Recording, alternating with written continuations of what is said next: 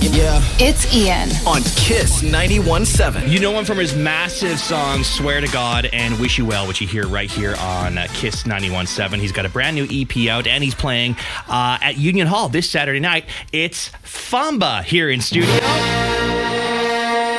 love it. Welcome, man. Thank you so much. This is the best intro I've ever had. I have to give you the Star Wars introduction. I love it. Because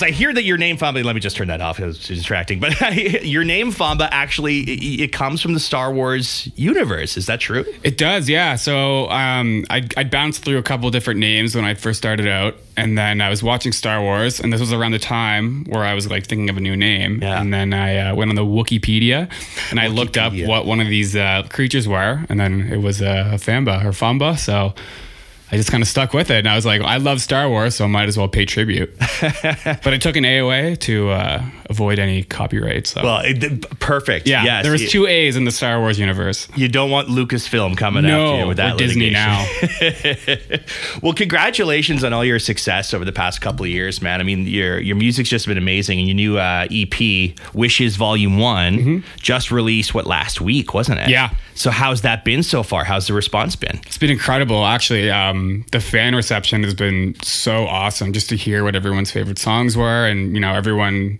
seems to really like it. And it's always a little bit intimidating putting out your first project, but the reception's been great, and I'm super excited with how it all turned out. Awesome. Good for you, man.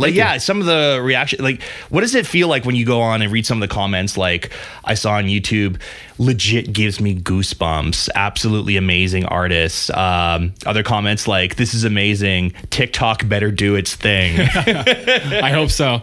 Yeah. It's so cool because, you spend all this time in the studio and working for hours and hours, and you kind of lose you lose touch of the song because you spent so many hours on it, tweaking everything. So you don't know what it's like to hear it for the first time, because I've heard it in all of its bad versions.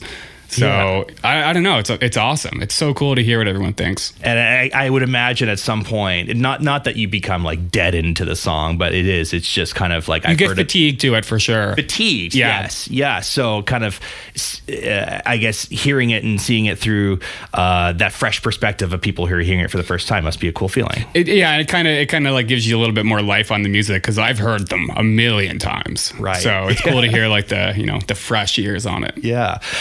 To go back kind of to the beginning of your career, because as a music fan, you kind of come from more the rock and roll. I come from everything, honestly. Yeah, I was a big fan of music in general. Yeah. I loved old school hip hop and rock and roll, and then I eventually came into dance music, and then as soon as I found that, it was there's no turning back. Yeah. But I've always been a fan of all types of music. Right on. Yeah, and it was your father who actually introduced you to an EDM artist for the first time. Yeah, right? Deadmau5. Yeah. So how did that come about? And you've always been a big fan of music. Has that always been a big factor in your relationship with you and your father? Absolutely, yeah. He was always showing me the rock and roll music definitely came from him, and definitely the old school hip hop was from him.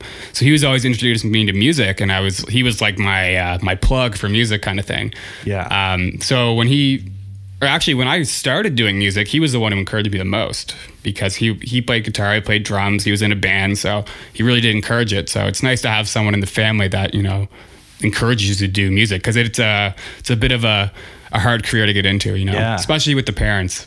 Oh yeah, no doubt. They're like, you should get a real job. Yeah, get a real job. Pay the bills. I still don't have a real job. Real jobs are overrated. Yeah. Right.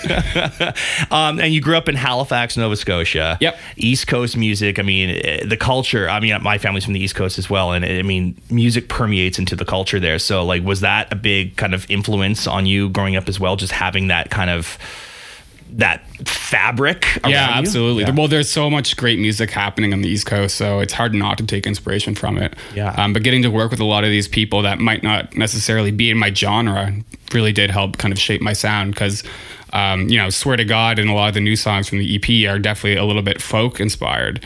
Interesting. So I think that definitely kind of comes from my East Coast roots, which is like heavy in folk music. So yeah, big time. Yeah, hopping across over to Newfoundland, which I know you were there a few weeks ago. You said you got stuck in the snowstorm. Yeah.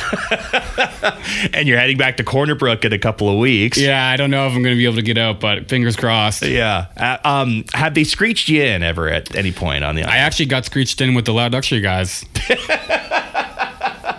Yeah, they were here a few months back, actually. I think they told me about that story, too. So. Yeah, it was a good time. That's wild. Well, after growing up in Halifax, now you recently, a month ago, made the move to Toronto. Yeah. Is this your first major move away from home? It is, yeah. It was actually really intimidating, but...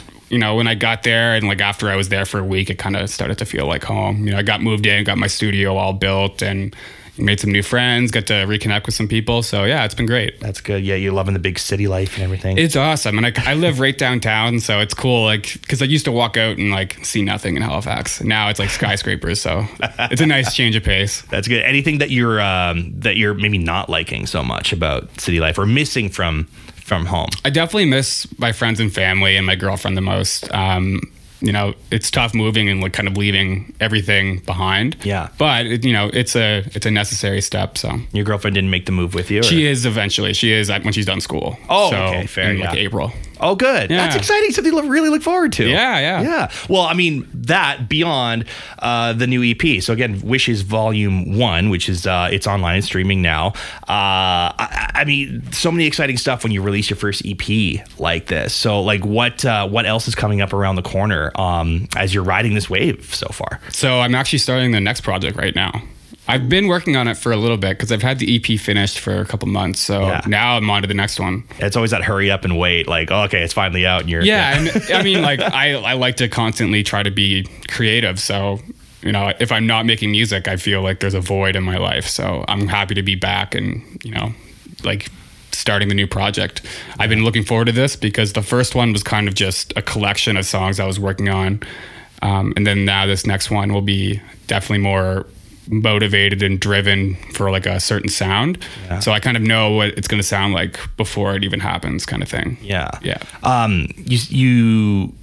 You seem like what sounds you're aiming for when it comes to your music. Is there any kind of message that goes along with those sounds? Like, is there a story you're trying to tell? I always just try to give I really like uplifting songs with a good message, songs that people can relate to. So that's my biggest thing. In lyrics, I try to, create something that people can relate to.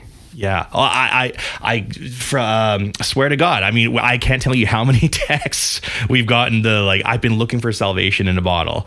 I mean, I feel like that is such a lyric that I think rings true, for so many people for so many different reasons. Yeah, kind of absolutely. Both lighthearted and maybe a little bit darker, and it kind of like touches on those notes of human experience. Yeah, and with the new single from the EP, I Feel Your Pain. I mean, that song speaks to me more than anything. It's about a song it's about mental health and about being there for a friend or a loved one who really needs it and might not realize it. So I thought that was just a great message. That's fantastic. I Feel Your Pain, you said next single. So that's on the new EP. Yep. And you worked with David Aubrey on that song, hey? Yeah. You've worked with a lot of artists, actually. Emery Taylor, Trove, Kira Mastro. Mm-hmm. What influences your decision when you're deciding on what artists you want to work with and who you're... Because you've also said that you want to work in the future. Kygo, Martin Garrix, Lennon Stella. Yeah. I mean... The way I look at featured artists, it's kind of just like, I'm not really picky. I kind of just want someone who sounds good, someone who can, deliver the message and sound good doing it. Pretty simple. Yeah. Straightforward. That's all I'm looking for, have a great voice and, be keen to go the whole way. Right on. Well, I love your optimism. I love your outlook on life. I love that this is just the beginning for you. Yeah. In terms of like, traveling the world, working with these people, seeing things, experiencing things, what is your like ultimate dream thing you want to accomplish at this point in your career? I think the dream for me is just to be able to travel the world and do what I love and meet fans and just go everywhere and deliver the message while I can. I've always wanted to travel the world, and to be able to do it with music is a dream.